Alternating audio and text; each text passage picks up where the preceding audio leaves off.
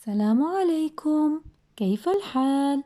صغاري، هل تتذكرون كم فصلاً في السنة؟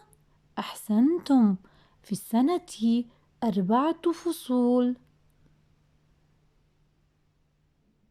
خريف،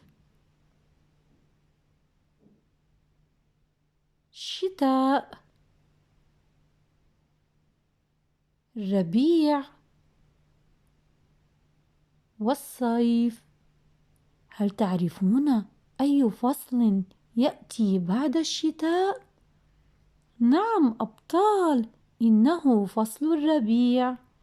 في فصل الربيع يصبح الطقس دافئا، نرى في السماء الغيوم البيضاء، وتمتلئ الحقول بالأعشاب الخضراء، بالأشجار المزهرة، وبالأزهار الملونة.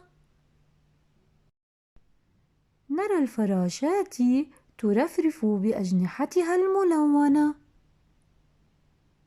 أما النحل فيتنقل من زهرة إلى زهرة ليمتص رحيق الأزهار ويصنع منه العسل اللذيذ. نسمع زقزقة العصافير،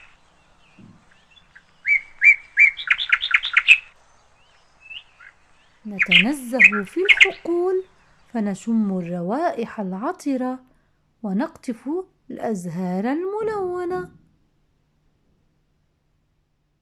هذا هو فصل الربيع، ما أجمله. وأنتم أي فصل تحبون؟ مع السلامة.